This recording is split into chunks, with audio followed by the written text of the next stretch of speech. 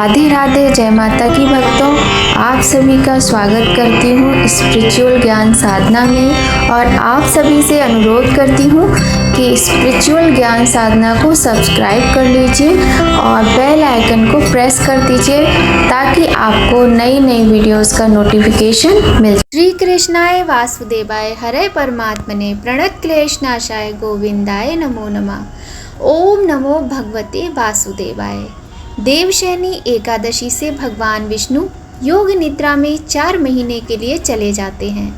तभी से चातुर्मास का प्रारंभ हो जाता है जो कि 4 महीने तक रहता है। आम भाषा में इसे चौमासे भी कहा जाता है। जय माता की, राधे राधे। कैसे हैं आप सभी लोग? आशा करते हैं सभी लोग बहुत अच्छे होंगे। बताने के लिए कमेंट में जय माता की, राधे राधे अवश्य ही लिखिएगा।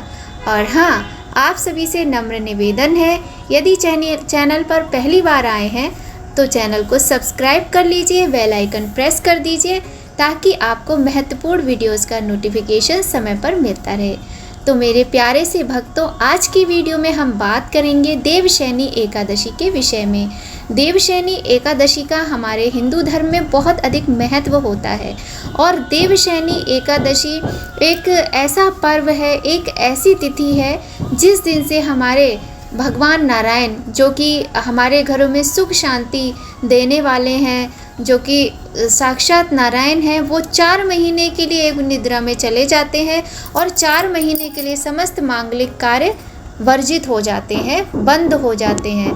4 महीने के बाद वो कार्य फिर प्रारंभ होते हैं। तो इन 4 महीनों में हमें क्या करना चाहिए और जिससे हम पर भगवान की कृपा बनी रहे। 4 महीनों में जब नारायण योग निद्रा में जाते हैं तो जगत के पालन का जो कार्य है वो कौन संभालता है, कौन से देव संभालते हैं, हमें किस प्रकार से उन्हें मनाना चाहिए कि भगवान की कृपा सदैव हम लोगों पर बनी रहे, हमारे परिवार पर बनी रहे और हमारे जीवन में जो संकट आए भगवान उनसे लड़ने की हमें शक्ति दें या फिर उन संकटों से हमें मुक्ति दिलाएं। और देवशयनी एकादशी आषाढ़ मास में कौन सी तारीख को पड़ रही है और यह जो समय है 4 महीने का, ये कब तक रहने वाला है। तो आज की वीडियो में ऐसी ही बहुत ही ज़्यादा महत्वपूर्ण और बहुत ही सुंदर जानकारी हम आप सभी के लिए लेकर आए हैं। तो चलिए देर न करते हुए आज की वीडियो को प्रारंभ करते हैं। जैसा कि आप सभी जानते हैं कि देवशयनी एकादशी से भगवान विष्णु योग निद्रा में 4 महीने के लिए चले जाते हैं। कुछ लोग ऐसा भी मानते हैं कि भगवान सो जाते हैं, लेकिन अगर सच्चाई बोली जाए तो भगवान कभी नहीं सोते हैं, क्योंकि जब भगवान सो जाएंगे तो इस संसार का क्या होगा, ये संसार कैसे चलेगा। तो भगवान सोते कभी नहीं है, बस वो एक नियम है और एक चक्र है। जैसे हमारे पृथ्वी का हम लोगों के जीवन चक्र चलता है, वैसे ही प्रभु के क्रियाकलाप का चक्र चलता है और भगवान 4 महीने के लिए योग निद्रा में जाते हैं। 4 महीने तक वो अपने नेत्रों को बंद रखते हैं और योग की निद्रा में रहते हैं, ठीक है, योग साधना में रहते हैं। अब इन 4 महीनों में सावन का महीना आ जाता है, सावन का महीना प्रारंभ हो जाता है और तब से भगवान भोलेनाथ के हाथों में समस्त सृष्टि के जो भी कार्य होते हैं, पालन करना है, कैसे पृथ्वी चलेगी, सारा कार्यभार हमारे भगवान भोलेनाथ, देवों का देव महादेव के हाथों में आ जाता है। तो देखिए कितनी सुंदर सी बात है ना कि इतने सुंदर महीना आता है भगवान के, पूरा जो महीना भगवान शिव को समर्पित है, श्रावण मास, और इसी समय से प्रभु योग निद्रा में जाके समस्त कार्यभार भगवान भोलेनाथ को सौंप देते हैं। तो कितना धूम होती है सावन के महीने में, कांवरिये चलते हैं, कहाँ से जल लेकर जाते हैं, कहाँ भगवान पर चढ़ाते हैं, मतलब, और हर मंदिर में, हर शहर में, भारत के प्रत्येक मंदिर में लाइनें लगी रहती हैं। सुबह लोग रात के 2-2 बजे से लाइन में लग जाते हैं, तब जाकर कहीं सुबह के समय उनका नंबर आता है भगवान का अभिषेक करने का। लोग तरह तरह से अपने सामर्थ्य के अनुसार भगवान को मनाते हैं और उनकी कृपा पाते हैं।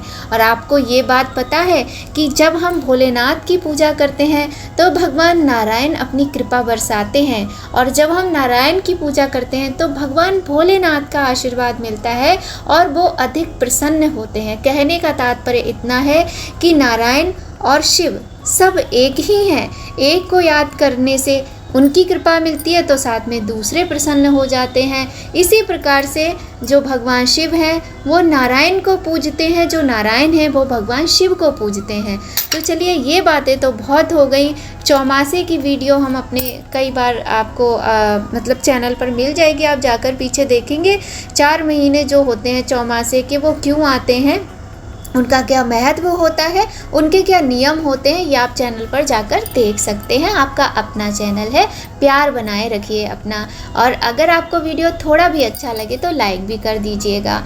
तो 4 महीने ये भगवान के पूजा पाठ में और 30 त्योहारों में ऐसे निकल जाते हैं कि पता ही नहीं चलता। अब बात करते हैं कि वर्ष 2024 में देवशयनी एकादशी की डेट क्या है। देवशयनी एकादशी का व्रत आषाढ़ माह के शुक्ल पक्ष की एकादशी तिथि को रखा जाता है। देवशयनी एकादशी से भगवान विष्णु योग निद्रा में 4 माह के लिए चले जाते हैं। तब से चातुर्मास प्रारंभ हो जाता है जो 4 माह तक रहता है। आम भाषा में चातुर्मास को चौमासे कहा जाता है, ग्रामीण भाषा में भी चातुर्मास को चौमासे कहा जाता है। और इन 4 महीनों में बरसात का आगमन रहता है, चारों तरफ पानी ही पानी होता है, जल ही जल होता है। चातुर्मास में सभी देव सो जाते हैं और सृष्टि का संचालन भगवान शिव के हाथों में आ जाता है। वर्ष 2024 में देवशयनी एकादशी के दिन 4 शुभ योग बन रहे हैं। देवशयनी एकादशी पर व्रत रखकर भगवान नारायण की विधि विधान से पूजा की जाती है और उनकी कृपा से मोक्ष की प्राप्ति होती है।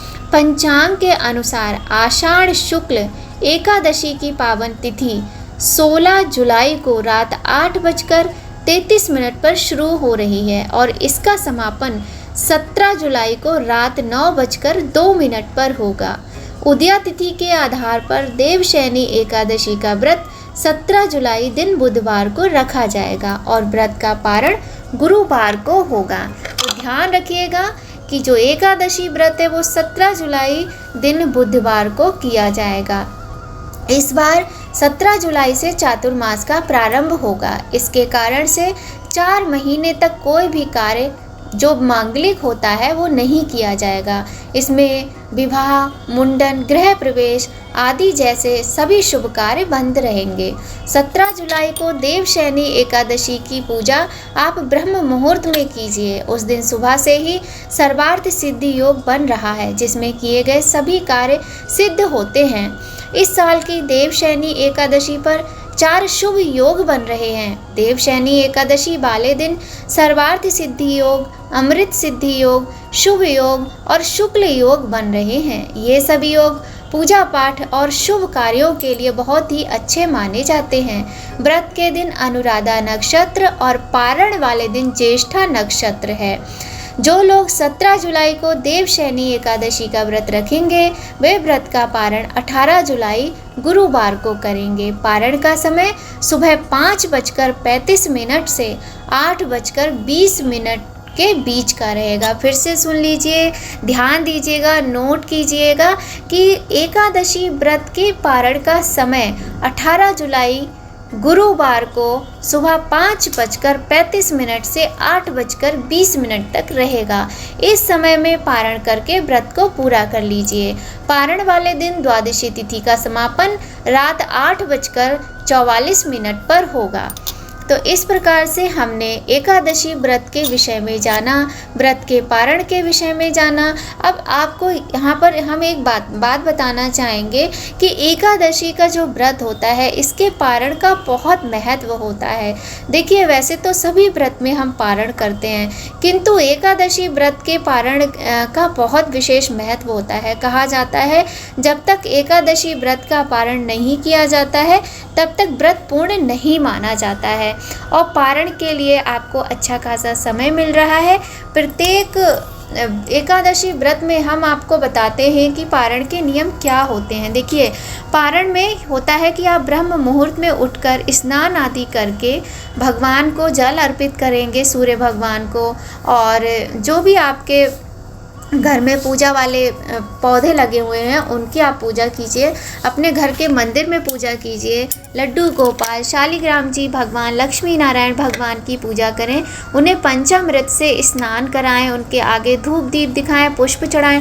पुष्प कोशिश किया कीजिए, पुष्प और तुलसी पत्र पूजा में होना ही चाहिए, और तुलसी पत्र के बिना तो आपका पारण भी पूरा नहीं होने वाला है। साथ ही ये भी याद रखिए कि तुलसी पत्र एकादशी द्वादशी दोनों ही दिन तोड़ा नहीं जाता है यदि आप व्रत रखते हैं, और आप पहले से ही इस चीज़ का प्रबंध करके रखिए कि तुलसी पत्र आप इकट्ठे तोड़कर फ्रिज में रख लीजिए। और वैसे भी तुलसी पत्र जो होता है वो 7 दिनों तक बासी नहीं माना जाता है, ऐसी भी मान्यता है। तो आप तुलसी पत्र का इस्तेमाल आप 7 दिनों तक कर सकते हैं पूजा में, ठीक है। इसके बाद आपको क्या करना होता है, शुद्ध सात्विक भोजन बनाइए, जैसे पूड़ी सब्जी, और बिना लहसुन प्याज की सब्जी आपको बनानी होती है। ज़्यादा मसालों का प्रयोग ना करें, सादा सी सिंपल सी सात्विक सब्जी बनाएं, पूड़ी बनाएं, खीर बनाएं, चावल ज़रूर बनाएं। और इस तरीके से आप जब सारी चीज़ें बना लें तो भगवान को तुलसी पत्र रखकर भोग लगाएं।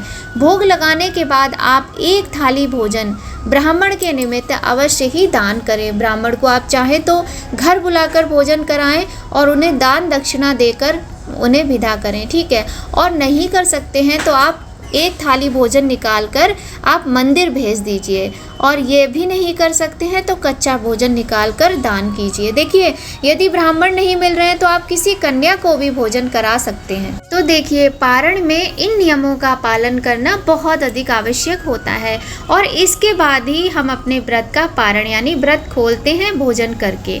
जब हम दान कर लेते हैं, ब्राह्मण को भोजन करा देते हैं, गाय माता मिल जाए तो आप उनको एक पूड़ी निकाल कर भोजन की जो सबसे पहली पूड़ी होती है उनको खिलाइए, अगर संभव हो सके आसानी से, कोई परेशानी ना हो तो आप ये करके फिर आप स्वयं भोजन करें। इस तरह से आपका व्रत पूर्ण होता है।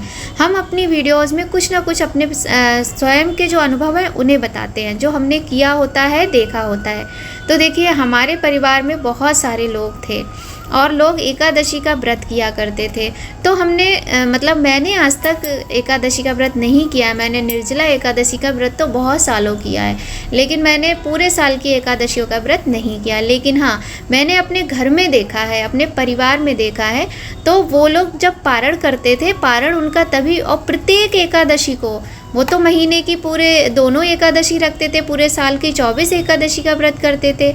तो वो लोग पारण करने से पहले किसी कन्या को अथवा किसी ब्राह्मण को भोजन कराते थे। जबकि हमारी फैमिली, खुद ही हम लोग ब्राह्मण फैमिली से बिलोंग करते हैं, हम लोग ब्राह्मण हैं, लेकिन इसके बावजूद भी किसी मान्य व्यक्ति को बुलाकर भोजन कराकर ही हमारे घर में पारण किया जाता था एकादशी व्रत का। तो देखिए, एकादशी व्रत एकदम अलग व्रत होता है, इसीलिए इसके पारण का भी विशेष महत्व होता है, और यह व्रत पारण के साथ ही पूर्ण माना जाता है, वरना इस व्रत को पूर्ण नहीं माना जाता है। इसीलिए आपने देखा होगा कि ज़्यादातर सभी एकादशी में पारण की बात बताई जाती है। हमारे जितने भी बड़े बड़े साधु संत हैं, जितनी भी ज्ञान भक्ति की पुस्तकें हैं, सब में इस व्रत के पारण की बात अवश्य ही कही जाती है, क्योंकि एकादशी व्रत होता ही ऐसा है। इसके पारण पर विशेष बल दिया जाता है, क्योंकि इसका पारण बहुत आवश्यक होता है, ठीक है। तो आप इन बातों का ध्यान रखें। साथ ही एकादशी का व्रत 3 दिनों तक मान्य होता है, एक 10वीं तिथि से लेकर ये द्वादशी तिथि तक 3 दिन के लिए। मान्य कैसे होता है कि कुछ नियमों का पालन करना होता है।